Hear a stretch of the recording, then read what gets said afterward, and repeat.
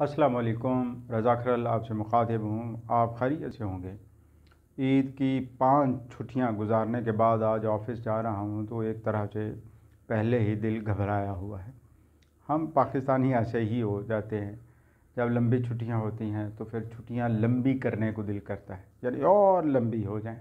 ज़राए आमदन होते नहीं और फिर हम मजबूरन अपने कामों में लग जाते हैं। यही ज़िंदगी है, यही यहाँ पाकिस्तानी रवायात है। अल्लाह करे हम ज़्यादा मनसूबा बंदी वाले और ख़ुद इन्हिसारी वाले लोग बन जाएं तो शायद ये मुमकिन। अभी अभी श्रीलंका की ख़बरें आपके सामने हैं। बहुत मुश्किल सूरत हाल से दो चार है ये मुल्क। मुझे याद है जब 1990-92 और फिर बाद में 2004-05 में मैं वहाँ गया तो उस मुल्क को इतना ग्रीन और ख़ूबसूरत पाया और वहाँ के लोग ज़्यादा मेहनती, पढ़े लिखे और दयानतदार नज़र आए।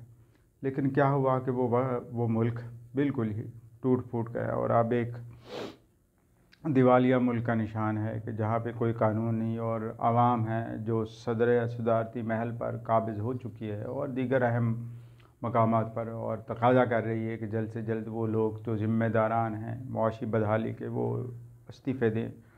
उनमें शामिल हैं सदर भी। तो ये हालात यहाँ भी आने में देर नहीं लगेगी अगर यहाँ के हुक्मरान अभी से होश के नाखून नहीं लेंगे।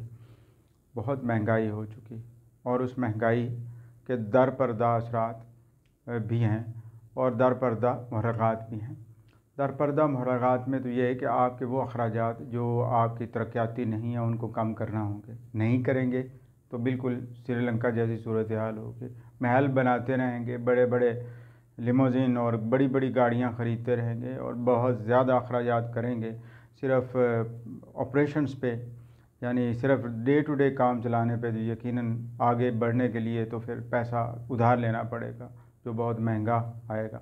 और फिर ये कौन सी ज़मानत है कि जो आगे बढ़ने के लिए पैसा लिया गया है वो आगे बढ़ने के लिए ही इस्तेमाल होता है, बल्कि वो बहुत दफ़ा तो पीछे हटने के लिए और पीछे हटाने के लिए इस्तेमाल होता है। यानी तरक्की के अमल को रोकने के लिए भी उधार लिया जा रहा है और उधार दिया जा रहा है। तो ये सब चीज़ें देखी जा रही हैं और देखने वाले जब निकलने पे आएंगे तो यकीनन वो अब मिसालें हमारे सामने हैं।